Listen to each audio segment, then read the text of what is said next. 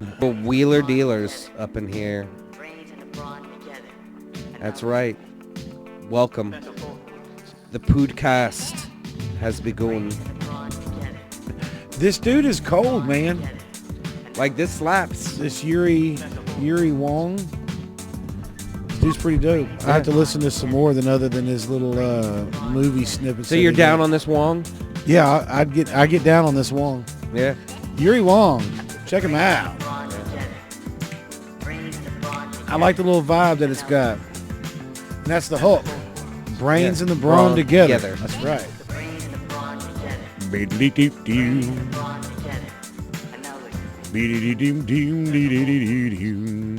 Well, welcome. We're so happy that you found your way back to our little abode. Can we offer you anything? Maybe some coffee, a little spritzer, hot towels, Some coffee.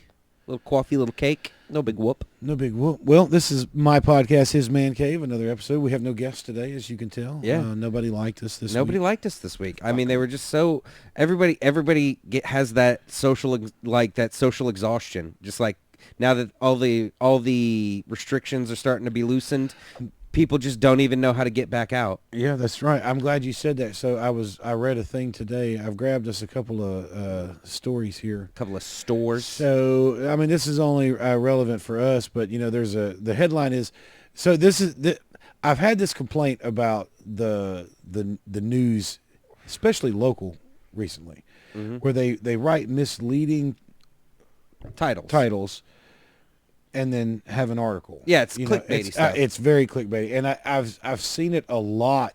Local, you see it on the national level a lot. Local level, yeah.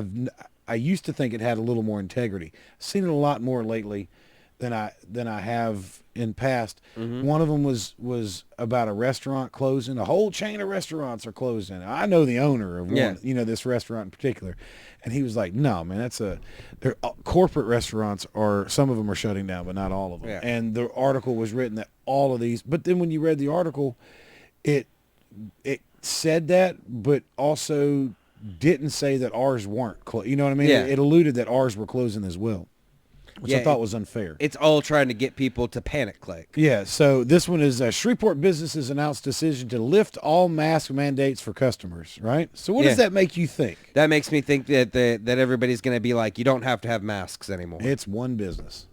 I'll keep from saying it because I know the owner of this place as well. Oh.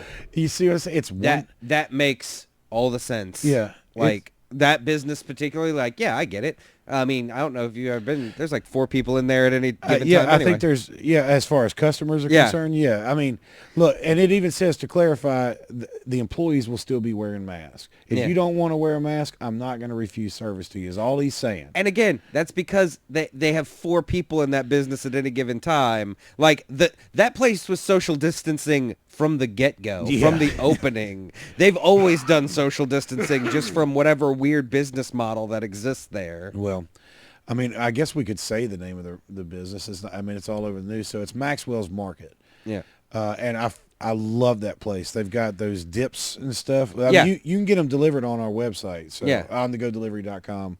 Check us out. And like I said, they got a lot of unique stuff, and it's cool. But well, it's a butcher, and they have steaks, and they've got marinated steaks. It's a good place to get stuff. But again, there has never been more than 4 people in that place at any given time. As long as you're not counting employees, because there's like 7 employees. Yeah, there's like 7 employees. Customers, there's never anybody. There's never more than 4 customers in that place at any given time, and you're spread out throughout the place. Yeah, and it's awesome. I love that place. But I mean, I'm glad you brought that up. You said that because that made me think of this article. Yeah, no, it's mad clickbaity. But that is the thing that's going to happen. Like, everybody thinks like, oh man, once these restrictions are lifted, everybody's just going to go out and it's just going to be go all the time. Be like, social endurance is a thing that you have to build up. Like, when we were in our 20s, we had a lot of social endurance where you could go out every night. Like, when you haven't gone out for like a year, one night is exhausting. Is that so? Do you think it'll be more that less people can't afford it? I don't think it'll be so much people can't afford it. I mean, we're all about to get a new stimulus package. You bring that up. I hate to flip the switch. So I was talking to my wife about it, and I asked her, "Is this a snapshot on, like, because they adjusted it down as to who gets it and who doesn't? Yeah. Is this a snapshot on who they consider to be?" I mean, look, don't get it wrong. Yeah. Any bit helps to anybody, and I think Yeah. if you're a family making over 100 and what is it, 160, 150, 160,000, Yeah. that they dropped it to. If you're a family, a couple making over that, then you should be able to Yeah. Live maintain. without it. Yeah, you should be able to not have to worry about a one time. Or I guess if you have a family like mine, it'd be quite a bit of money getting at one time. Yeah, but I mean, if you're making $150,000 a year, 1,400 isn't really. It's not cutting you deep. Well, It's, 2,800 if it was a couple. And If it then, was a couple. and then if you add kids in there, and that's what I'm saying. Like a family like mine, it would add up to a significant chunk of change. yeah, it added up to a significant chunk of change, but you could like they're. I think what they're trying, because they had to scale down the bill. I think that they're going for the people that can live without it.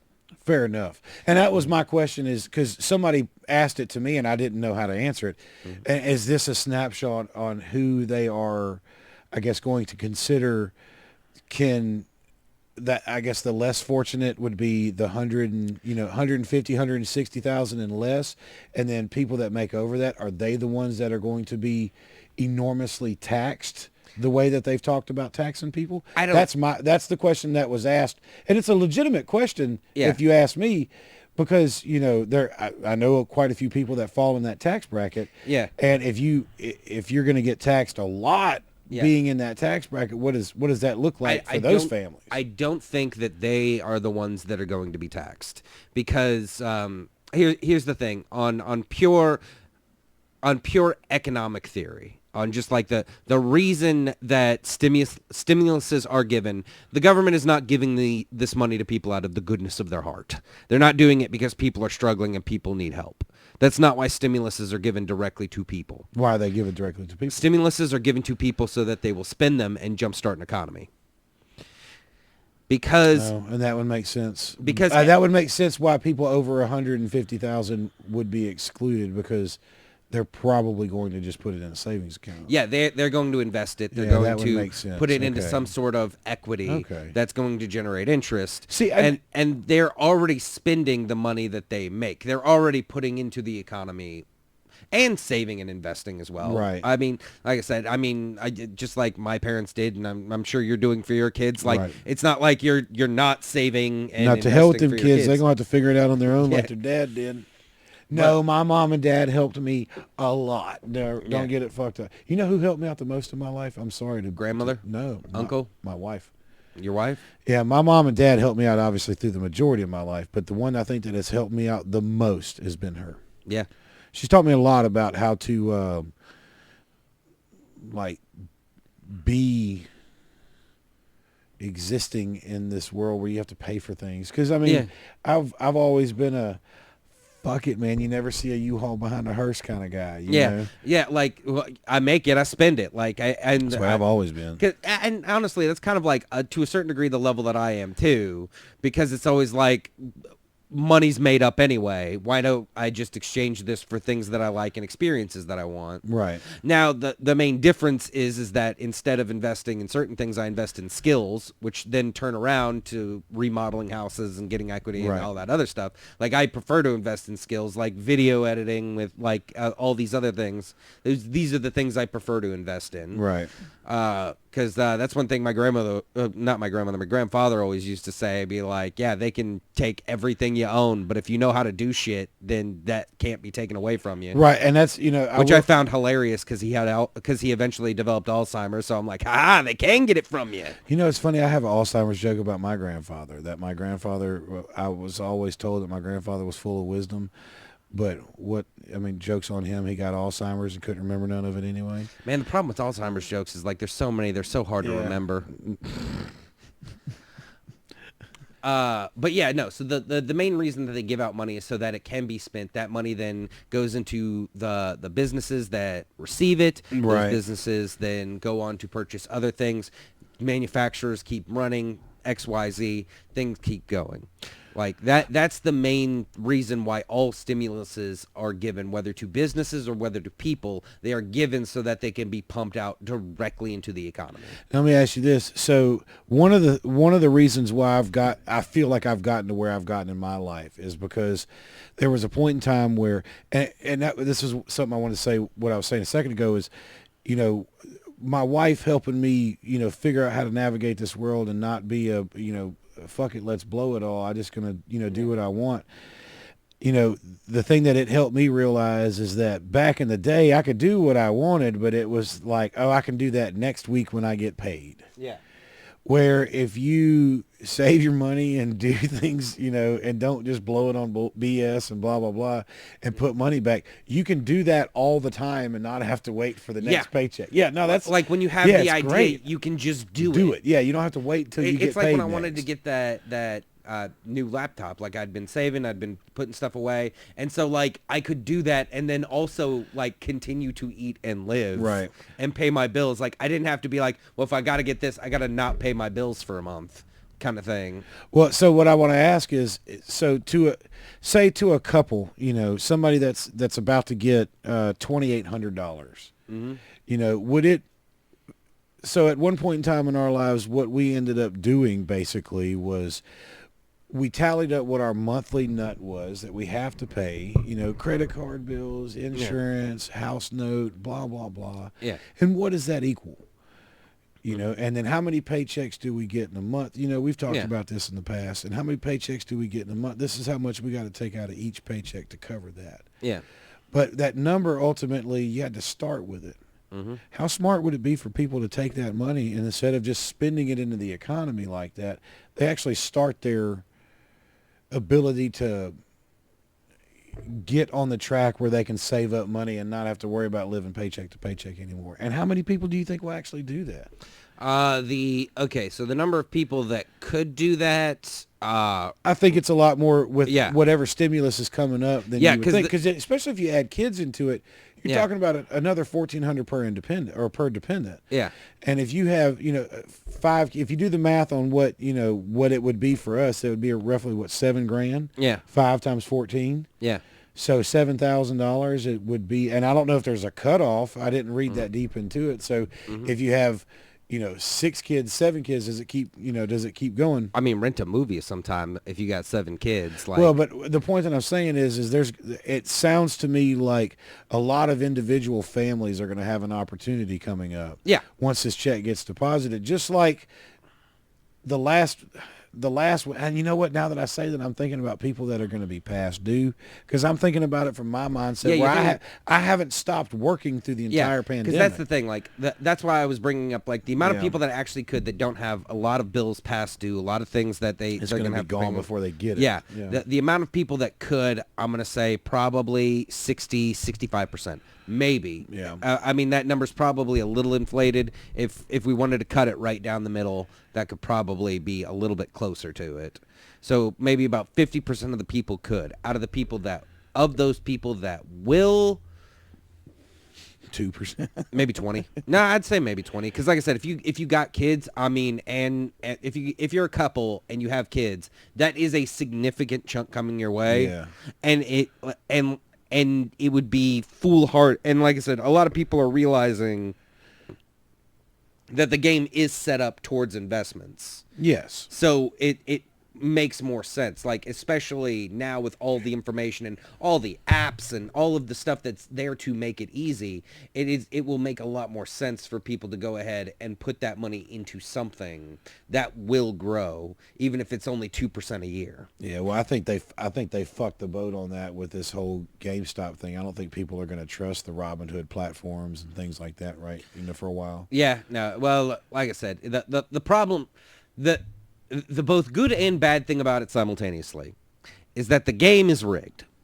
If you play the rules that the same people that rig the game are playing, you will profit. Yeah. If you try and play your own game, you will not. Did you see that Shreveport is changing their marijuana laws? Now, is this one of those clickbaity things where it's just... No, it looks like the city... I don't know if the city council has voted on it yet, but they're supposed to vote on it, and they may already have, but it's supposed to turn it into... I think if you're under it was under a certain amount of 14 grams or less, you get a $50 fine or a summons to appear. You know, no more locking motherfuckers up. Yeah. So, March 23rd is when the final vote is set. So, we'll find out soon. Hopefully, they do something about it and change it. Because I know my experience was, I mean, anybody that watches the show, both of y'all know what happened. They got me with a joint roach about yay big, little bit bigger than my penis. And it ended up costing me $785 and 30 hours of community service. Yeah, it's a ridiculous, and like I said, I was our friend Dallas. He was out the other day, and he called to warn me because cops were out there meeting their quotas for all the tickets. Just be like, hey, they're out to fill their quotas today. Yeah. They pulled over 3 people while I was driving down this street, and it's just like it's all like.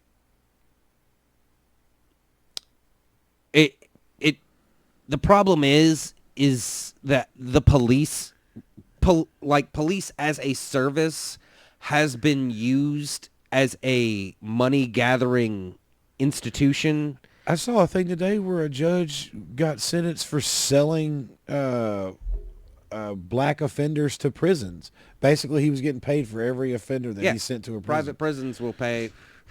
They pay a premium for nonviolent offenders. Well, apparently, they were paying him cash under the table or something. Yeah, like, literally, I didn't. Yeah, a lot of judges. I should have read more before I said something. But a lot of judges get. What kind of shit is this? Well, like I said, the thing about the thing about private prisons is they don't want the hard, killed 17 people, like the they don't want killers and true like criminals. Those people are hard to control. They make everything more dangerous, and they invite a lot of contraband into your prison. What they want are low-level drug offenders, and they just want to put cleaning streets and washing cop cars and changing oil and building office furniture, and they just want to and they just want to set those people up because they're nice. They're complacent. They just sit there and they do their time. And that's exactly what they want because it's so easy to do and so cost effective. We need to go to Angola and buy some furniture. I forgot they did that. I've always wanted to go down there and see like what it's all about. Here's another story. Shreveport made a top 10 list on we're 5th in the nation for paying off credit card debt. We finally made a list that was worth a shit. Mm-hmm. Over $8,000 per household is what was paid down this year, according to some study. But we made a list. We're not the fattest or the dumbest or the most dangerous or the most blacka. Here was another one that I read. Machine guns in the streets. So I know we're talking a lot about Shreveport and we're maybe a little, whatever. But here's the thing what is the big deal with the I-49 connector? Why is it such a problem to complete that 3-mile stretch that I've looked at, I have maps around here and it does cut through part of the neighborhood. I've driven that neighborhood. Mm-hmm. Pretty sure there's something that could be worked out. No, there's not. What do you mean there's not? How can you cut it off like that and say there's not? Well, here's the thing. Unless you want to invoke eminent domain, those people know that they're holding out for insane amounts of money because they know that the I-49 is going to go through there. It's the same people that were all buying up and randomly holding on the land, hoping for big Haynesville shale payouts. So my assumption that the people that own the property are what the problems are. It's not the families that live here, because I've driven, this section of this neighborhood, and there's a lot of this that is empty, that is vacant, that is boarded up. Yeah. And I know this right here was one of those gotcha moments at apartment complex, if I remember correctly. Yeah. That's one of those gotcha moments where they built right in front of it. But, in reality, there's a way that you can, it's 3 miles. Yeah. It is from there to there. And look at all that wide open nothingness that they got across. Yeah. That's the part that's already owned by the city. Right. And that's what I'm saying, there's got to be a way. Like I said, you'd have to invoke eminent domain, and eminent domain is for a state action, for a state to do it, eminent domain is an exceptionally hard trigger to pull. Now, I could respect. That's where you come in and you give the market value of the home and Yeah. goodbye. Yeah. Yeah. So my question is why not? Why can't we think outside of the box when it comes to this? Because if you ask me, so you come around this way, you end up skirting right here along this power plant, if not going across the power plant. I'm sure there's something that can be done there. It's just water for circulating around the power plant. You can't. You know what I mean? It's not can't drinkable. It's not potable water. You can't build major interstates within a certain radius of power plants. I mean, how do you explain all that shit in South Baton or North Baton Rouge? It was built before that. Grandfathered in. Yeah, because a lot of those were national security concerns after 9/11 and were put in place. Well, I'm sure there's a way that you can skirt along this way, and then your eminent domain. I mean, I wish this was a better picture. And you know what? That's the other thing that we talked about. There's a bunch of churches that are in the middle of all this. Yeah, and eminent domain doesn't apply to churches. Well, but what my question was going to be is how come you can't think outside of the box and say you have to take out, this 100 block of all of this right here? How come we can't come around here and find some houses that are over here that are empty and do a little bit of work to them and say, hey, instead of me giving you 33 grand and telling you to get the fuck out, how about you let me fix this one over here that's abandoned that, has tax liens on it that we can now control. And I throw 15 grand into it, put some sheetrock, some heat, air conditioning in it, fix the roof, blah, blah, blah. If any of those houses had tax liens on it, they'd be demolished right now. I mean, I'd be willing to bet I don't agree, because I see how many abandoned houses there are. Abandoned doesn't mean that there's tax liens or that they're owned by the city. Well, but it takes years for tax liens to be. It takes 3 years for a tax lien to be able to be purchased by somebody. Yeah. You have to buy it and then wait for 3 years to continue to pay the taxes and hope somebody doesn't pay it. Yeah. And then if 3 years passes and at the end of the 3 years that person pays it, you get reimbursed your money and then start the whole fucking 3-year process over again. And I mean, there are houses that are vacant that have tax liens that get paid off every 3 years. Yeah. But it's just a vicious cycle. Here's my point to that. Like, even the houses that are vacant, boarded up, they look like they're empty and condemned. They are owned by somebody that is hoping for a big payout. Well, they are owned by somebody that's like, oh, you want to build the I-49 through here? Give me $150,000 or $200,000. I think there's got to be a way to make that work, and I don't understand why. Why aren't the arguments that we discuss things like that versus, we can't build through a neighborhood because it'll decrease the value of the neighborhood. I mean, I am not trying to dog anybody that lives over there, but have you ever driven through there? Every other house is empty. Mm-hmm. Every other business is closed and shut down. There's old school, old fire departments. All of it's run down and abandoned. There's trees down. There's some active businesses. There are some active homes. And how come we can't figure out a way to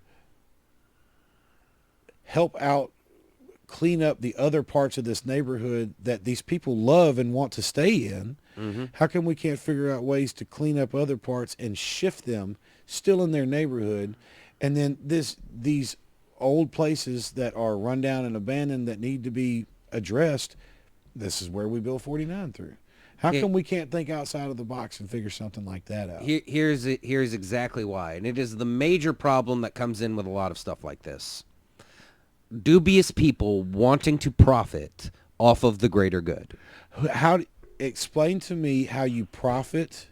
You sit on your house and wait till they give you $200,000 to clean out 49. Okay. That's what. Okay, I see what you're. And that's yeah. That's what you think the entire thing is all about. I also think that there is another side of that where certain zoning boards and different things like that, they will choke off funds and then pocket that and try and get different building contracts. And then once the contracts fall through, that company keeps the deposit money. There's enough shady dealings and greed and avarice to go around for all. Man, I think there's a solution to this. Oh, there's dozens. Yeah, I mean, because to me, I mean, one of the other things that you could pull on this is, and I've said it before, is that the construction company that's going to do it, that bids the contract, part of the contract that our non-negotiable, demands is that you have to hire, 60% of your workforce from Shreveport, Bossier. Yeah. They'll game that system too. Again, it's all about the thing is like all the solutions that we could come about as far as like a practical way to do it effectively don't involve enough people filling their pockets, enough people feeding at the trough. I don't get it. Because do you realize what that would do for like my company, for example? Yeah.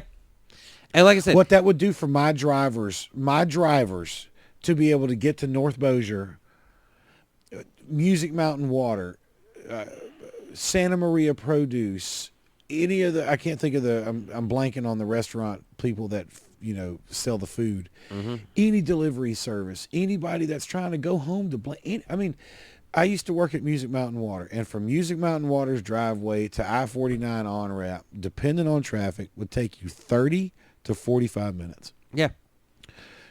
Lightest traffic, 30 minutes. Heaviest traffic, 45 minutes. Yeah.